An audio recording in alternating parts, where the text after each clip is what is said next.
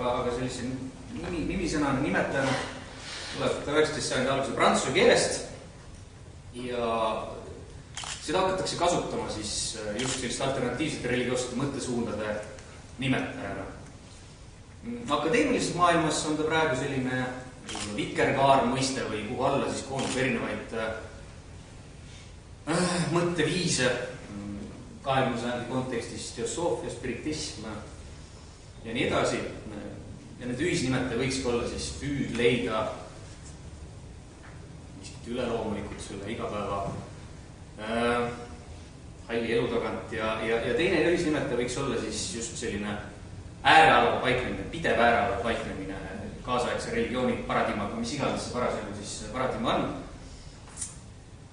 Ja teine mõiste okultism, mida ma vist kasutan ka siin nüüd edaspidi mõned korrad, võiks olla siis selline esoterismi erivorm, teda kasutatakse 20. sajandi kontekstis selline esoteerilise mõtteviisi omajate püüd kaasaegses modernistlikus maailmas oma neid põhiprintsiipe rakendada.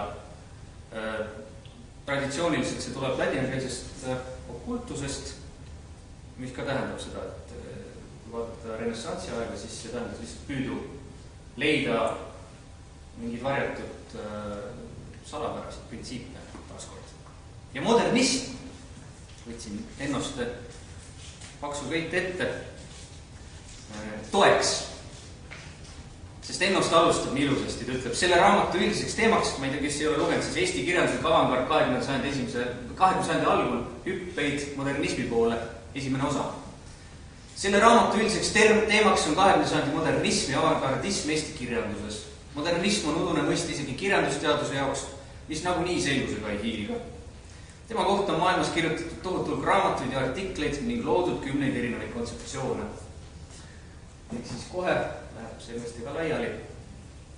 Aga mis on selles 20. sajandi alguse kontekstis siis need teemad, mis jäävad mängima, püsima, on kohtumine linnaga, kohtumine masinaga, sellise vana kadumine, kohtumine ratsionaalsusega, teaduse võidukäik ja võib-olla häälte paljususe tekkimine.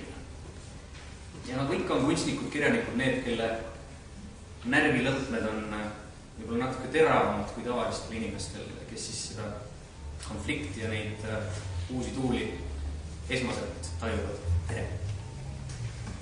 Aga ma alustan siis nüüd oma ettekandega, see oli väike sissejuhatus. Nüüd ma loen paberit rohkem maha. Alustan William Butler Yeatsiga. Suur modernist, minu suur lemmik. Ta ütleb ühes oma kirjutises, kus ta üritab siis selgitada, miks kogu tema loometöö on seotud esoteeriliste praktikatega. Ütlebki seda, et ilma maagiata, ilma rituaalmaagiata, mida ta praktiseeris terve elu, ei oleks olnud ka tema loomingut. Ja see pani imestama paljusid kaasaegseid, luulete Oden, Orwell, hiljem kõik vaatasid, et tegu on lolliga, et luuletused olid ometigi head, aga miks ometi pöördub ta sääraste irratsionaalsete ilmingute poole ja Orwell kirjutabki, viidates siis ka Yeatsi sellisele huvile, tollastele parempoolsete liikumistele, et ta jõuab järeldusele, et esoteerika, esoterism ja fašism on omavahel seotud.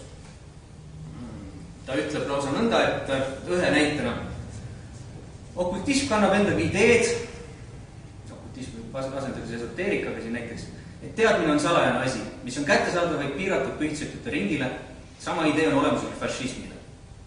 Nende eelistused, kes tunnevad hirmu üleüldise hääleõiguse, rahvaliku hariduse, mõttevabaduse, naiste emantsipatsiooni eest, nende eelistused kalduvad salaühingute poole.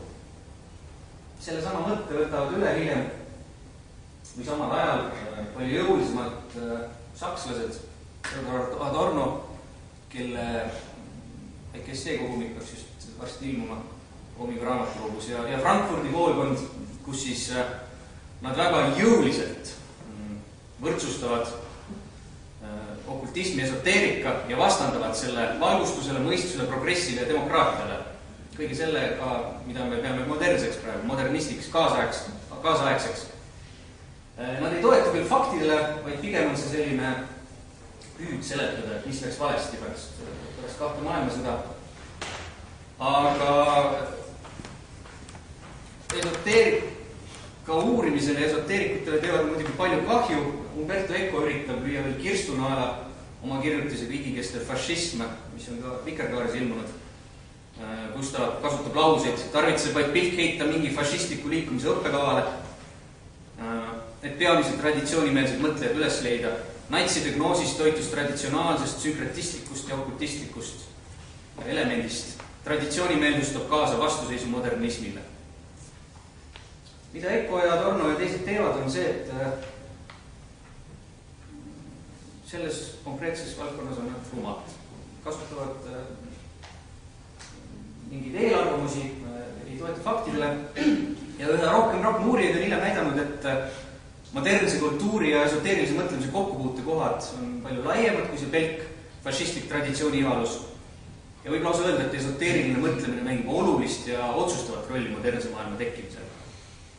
19. sajandi lõpu ja 20. sajandi alguse märksõnad, siis on spiritism, teosoofia, parapsühholoogilised uuringud, kõik see, mida okultismiks võib nimetada, ja just need samad liikumised lõid sellise sotsiaalse ruumi, kus üldse said tärgata uued teadusdistsipliini, psühholoogia, neuroteadused, kus oli võimalus näiteks naistel üldse natukene mingit rolli saada ühiskonnas spiritismi puhul. Seksuaalrevolutsioon, Marko Paasi, kes käis siin just talvel rääkimas, näitas väga hästi, et need esimesed võimsad naisõigused Ameerikas olid just kantud teosoofilistest ideedest.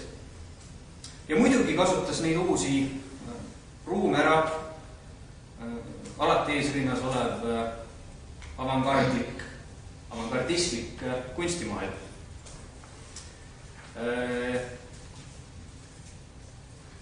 Ja just esoteerika kaudu tekkinud arusaam inimese individuaalsest teest, teadmise, gnoosise, sellise salateadmise poole ja püüd leida selles segaduses mingit keset, mida modernism endaga kaasa toob, saab modernse kirjanduse keskmeks. Toon näiteks selle suurepärase Yeatsi luuletuse, mida on tõlgendatud siis niisuguse kaasaja kirjeldusena, millel on tegelikult tohutult neid esoteerilisi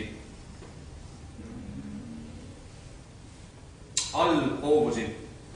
Pööreldes paisuvas ringis pistrik ei kuule peremeest, kõik laguneb, kese ei püsi, pelk anarhia vallutab ilma, tuhm verelaine vallandub ja kõike lukub süütuse tseremoonia temasse. Parimatel puudub meelekindlus, halvimad on täis kire pinevust. Kindel see, mingi ilmutusaeg on käes, kindel see, teine tulemine on käes. Teine tulemine. Nende sõnade tuule spiritus mundi hoomamatu kuju kerkib mu ette, kusagil kõrbeliivade vahel, lõvi keha ja inimpeaga kuju, tühi pilk, mis armutu kui päike, liigutab loide kintse, ta ümber veikleb nörritatud kõrbelinnu varje. Taas laskub pimedus, ent nüüd ma tean, 2000 aastat kivist une luupainajaks on näiutanud rappuv häll, mis tahumatu elajas kell tund on käes, kes roibab nüüd Betlehemi sündima. Kirja viga on sisse tulnud. Eesti asub muidugi muu maailmaga natuke nihkes. Kui jälle ennast ette võtta, siis kui ta ütleb, et Euroopa modernne kirjandus oli suurte impeeriumite ajastu, suurlinnade kirjandus. Selle kõrgaeg oli ühtepidi õnnelik Belle Epoque ning teisalt dekadentsi aeg, mida kandis pessimism, ratsionalismi vastasust, ennast kehtestav individualism ja sellele vastanduva fragmenteerumise keerukas poiming, siis Eesti ühiskonnas pole võimalik kõneleda dekadentsi ajast Euroopa mõttes. Eestis oli see ühiskond, mis Euroopas dekadentsi jõudis alles kujunemas. Samas oleme natuke analoogsed, kogu uus romantismi periood on Eesti elus piiriaeg, kus talupojakultuur laguneb, ühiskond moderniseerub, tsiviliseerub ja natuke maad edasi, kui ta hakkab rääkima, siis modernsest romantilisest arusaamast loojast, poeedist kui erilise luuletaja geeniusest, mis jäi Eesti suuruse romantikutele üldiselt võõraks, siis ta ütleb, et et vaid Visnapuu julges rõhutada oma saatuses määratud looja rolli ja valgustusmomendi läbi elanud ja nägijaks saanud poeediks nimetas ta Ernst Ennot. Kuhu ma nüüd tahan jõudagi ongi see, et minu jaoks Enno on selline unikaalne nähtus Eesti tärkavas kultuuriruumis, et tema ongi selline sarnane kuju Yeatsile ja kujutluskunstis võib-olla Eestis võtta Konrad Mägi ette, sai just suurepärase monograafia Todude letsijad, mis näitab seda, et kogu Soome selline kunsti koorekikk aegusajad alguses oli spiritismist ja esoteerikast läbi imbunud, jõuanud Ennoni ka. Enno sündis Tartumaal, ta kirjeldab oma sündi ilusasti oma meenutustes ja kes astroloogiaga on tegelenud, siis on selline huvitav koht sinna, kus Enno ütleb, et kui õigem ta ema ütleb, et kirikuõpetaja valetas võib-olla ta sünniaja 10 päeva nooremaks, et ta ei teagi täpselt, millal ta siis sündis. Mis on väga huvitav, võib-olla ta tahab vassida, sellepärast, et ta tegeles ka ise astroloogiaga, Kirjandusmuuseumi käsikirjades on neid astroloogia tekste olemas, et võib-olla ta ei taha inimestele anda kätte seda pidepunkti, sest pidepunkt on astroloogias oluline. Ta sai mõjutust oma vanaemast, kes rääkis talle kaarnakivist ja oli selline ravitseja tark. Õppis Riigas, siis 1902, sündis 1875, tuleb Tartusse Postimehe toimetusse, on ajakirja Liida tegevtoimendaja. Ja just see Riia-Tartu periood puutub ta kokku teosoofia, spiritismiga, idausunditega ja võib öelda, et siis kujubki tema selline müstilis-poetiline maailm välja. Ta ise võtab kokku oma sellise usutunnistuse latiinost reflekteerides. Kõige kaugem on Jumalast on mitteolev maailm ehk materiaalne ehk aineliste asjade maailm. Teda kõidavad sümbolistid, Maeterlinck, kuidas teda hääldatakse, kelle teosoofia huvi on teada tuntud, loeb Schopenhauerit, kes kirjutab ka parapsühholoogilistest nähtustest natuke varem, tellib erinevaid teosoofilisi ja muid kuukirju. Aga kui Eesti teosoofid on väitnud, et Enno oli teosoof, siis kui vaadata seda, mis on säilinud lugemust ja kirju, siis see haare on pigem just selline Euroopa suurele modernistile omane, et ta peab kirjavahetust Prantsuse, Saksa, Ameerika esoteerikutega, peab oluliseks Gustav Meirinki näiteks, kes on teada-tuntud teosoofia parodeerija, tõlgib ära Max Heindeli roosiristilise ilmavaate raamatu, autoriseeritud tõlge kusjuures. Heindel on selline härrasmees, kes läheb Rudolf Steineriga tülli ja kolib tolleaegse suurõpetajaga kolib Ameerikasse ja loob oma roosiristliku ühingu. Nii et see Enno selline esoteerika retseptsioon on veel lahti kirjutamata, muidugi selle alguseks peab saama elintoona tema lapselapse suurepärane eluraamat siis Ernst Ennost. Palju mul aega veel on jäänud? 6 minutist. Väga hästi. Enno ise ütleb oma usutunnistuse kohta nõnda, et kui ükskord Tenman ütles talle niimoodi, suurepärane professor Edward Tenman, et Enno religioosne kontseptsioon on segatüübiline, on mitmekandiline, et see sisaldab elemente ehk motiive esiteks Eesti mütoloogiast, teiseks elemente tavalisest kristluse eetikast ja dogmaatikast, kolmandaks elemente budistlikust nirvana käsitlusest, neljandaks tees Gustav Teichmülleri hinge surematuse metafüüsikast ja viiendaks siis professor Tenman arvas, et Ennol on ka omamoodi originaalseid arusaamisi religioossusest. Siis selle peale Enno ütleb, et enda kohta on endal võimatult raske midagi olemuslikku öelda, eriti kui juba selline suur asjatundja ei suutnud minu luule kohta esitada mingit ühtset elementide süsteemi. Mina ei oska selle peale küll enam enda kohta midagi öelda. Tema luule tundub esmapilgul selline klassikaline religioosne luule.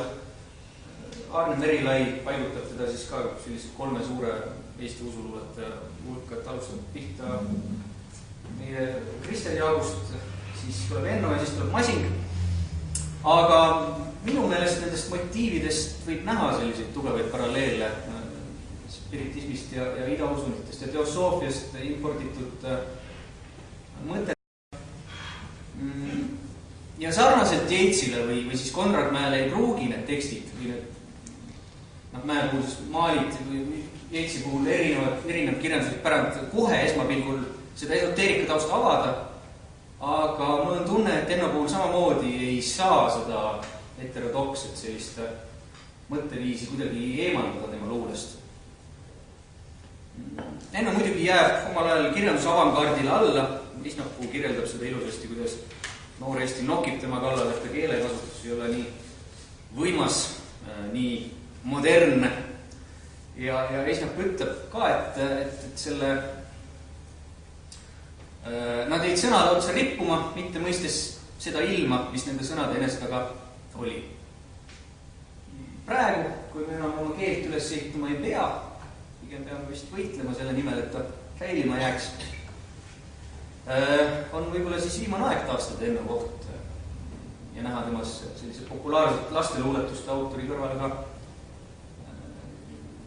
just sellise euroopaliku modernismi tungi kandjat ja üldse on viimane aeg üle vaadata ka Visnapuu ja teiste tollaste kirjanike need mõjud, mis olid neile just nendel esoteerilistel vooludel, mitte selleks, et need jooned kuidagi teistest esile tõsta, aga et need jooned kuidagi saavutaks võrdse aktsepteeritava koha teiste mõjude kõrval. Ja väike algus on siin meil juba tehtud, eelkõige tänu Toomas Abilisele, kes seda kõike on Eestis alustanud ja suurepärane. Ja eks see meie näitus siin samamoodi oli üks selline väike fragment. Selle näituse ma lõpetan Elin Toone sõnadega Enno osa, kus ta räägib, et Enno on rääkinud Ellale oma abikaasale, et kui ta sureb, on tal veel võimalus hetkeks tagasi tulla ja kasutada magneetilisi voolusid, teatamaks, mida ta teisel pool näeb. Enno olevatki äkki rabanud Ella käe, vaadanud Ellast läbi, teda siiski nähes, ja ta ilme olevat täitunud imestuse ja ehmatusega Ella hüüdnutab. Kõik on hoopis teisiti. Ja nüüd vaadates tagasi sinna modernismi algusaega, siis pärast seda kogu meie maailm teisiti ja nende küsimustega me tegeleme siiamaani. Ja ma arvan, et kui see esoteeriline osa sinna juurde võtta, siis me saame nende küsimustega natuke paremini tegeleda. Aga ma lõpetan ka luuletusega. Jälle Enno siis, kadunud kodu. Seal kaugel keset sinendavat silmaringi on kuskil metsa taga kadunud kodukoht, on laul ja mäng ja haige linnalase roht, kes saatusega õnne pärast tahtis tingi. Ja siia mulla rinnalt lahkus tavas oht ja päris ilmast ainult paari tolnud kingi. Ei tehtud tegu muuda enam tarkust mingi, on kuskil metsa taga kadunud kodukoht. Oo kadunud kodu, lapsepõlve laul ja mäng, oo sinisügav õhk ja tervis, töö ja higi ja puhkamiseks öösi kaerapuust säng. Kõik jätaksid kõik, muud ei võtaks enam ligi, kui kõige põhjast selgunud kogemuste ring ja nõnda lõpus armastama põppis hing. Peaaegu kui luuletamine välja. Ei, te võite küsida.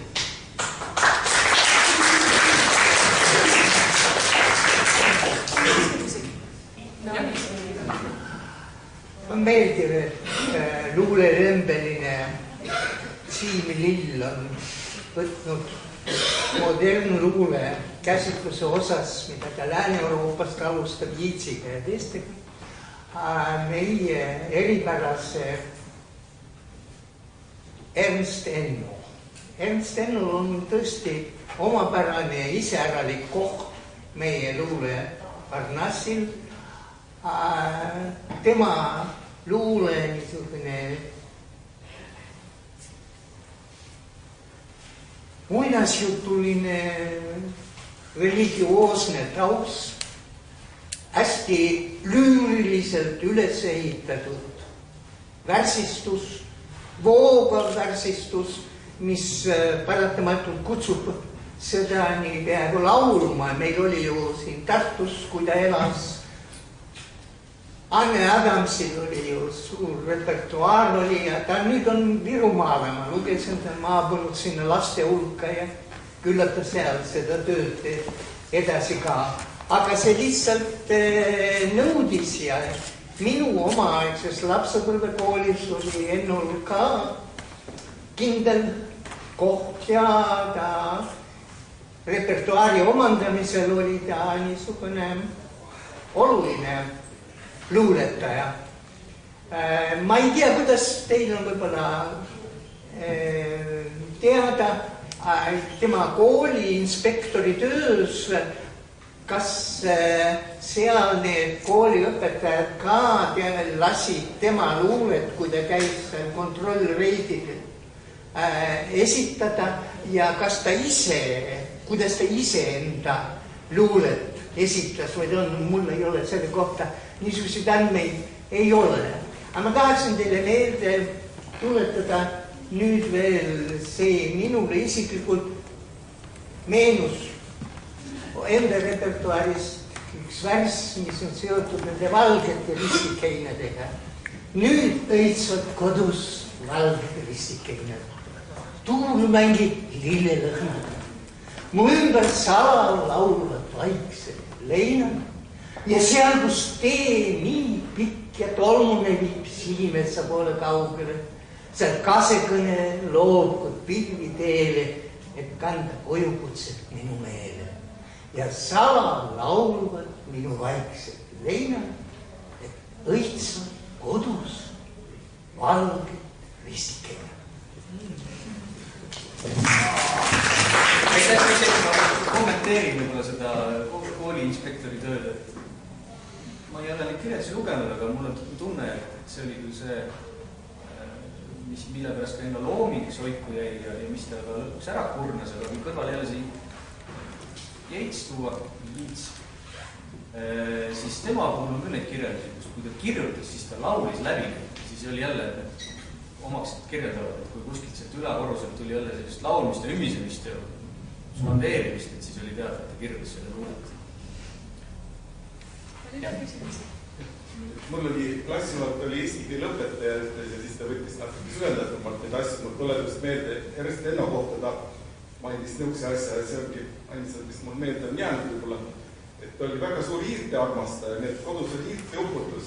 Et siis, kui maja maha müüdi, siis uus omanik pani muidugi mürki ja ta oli selle väga, et pidi põrandad lahti lammutama, kuna seal olid neid haisvaid hiiri nii palju. Aga teine asi, et võt see kommentaar, et miks see sünnikuupäev võib nii varieeruda, et vanasti oli, Eesti oli vähemasti oli nõue, et kuu aja jooksul pidi lapsel nime panna. Ma tean, mu oma tädi, nad oli 21 sündinud, et vanemad ei saanud kuu aja jooksul kokkuleppele, mis nimeks panna ja siis ütlesid nädalakese hilisemaks aja kokkuhoiu mõttes. Aga küsimus on nüüd selline, et võt siin oli juttu sellest esoteerika ajaloost, et kuskilt eelmine nädal lugesin, et Vene esoteerika erijooneks oli just niisuguse vaimude ja selliste väljakutsumine, et Dostojevski näiteks suri siis paar tundi pealt seda tuli professor Wagner ja tema lesele tegi ettepaneku, et ta tahaks Dostojevski vaimukambist välja kutsuda, kuidas too keerus. Küsimus, kas Vene esoteerika või see oli niisugune erijoon, et seal ekstra igast targlikult keerutamist ja vaimude väljakutsustamist tegelikult? See oli üldine Euroopas, et ega see nüüd Vene esoteerika võiks muidugi tulevad erijooned sisse, sest iga kultuur ja rahvus on erinev ja seal võib-olla tuli see õiguse traditsioon sinna kõrvale vatikane ja võib-olla sealt tuli Mongoolia poolt sellist šamanistikku, aga üldse ma arvan, et see oli suhteliselt sarnane, kui see spiritus peatestis. Aga kommentaariks selle sünnikuupäeva kohta siis ema ütles lihtsalt ilusasti kommenteeris seda, et Rannu kirikõpetaja oli lihtsalt selline kohtlane. Alguses ta pani 25 aastat üldse 25 aastat pani kuusse. Asi see 10 päeva siis mööda. Äkki veel mõni küsimus? Üks. Kui juba loomiseks läks, siis ma ütleks ainult seda, et ikkagi mitte Anne Adams, vaid Anne Maasik on see, kes on Enno luulet kandnud aastakümneid, ka siis, kui seda ilmunud. ja nüüd on noored heliloojad on aina teksti järjest ette võtnud, et neid on esmaettekandeid on viimasel ajal ikkagi olnud. Et on lauldav ja lauldav kindlasti veel ja veel. Suure tänu!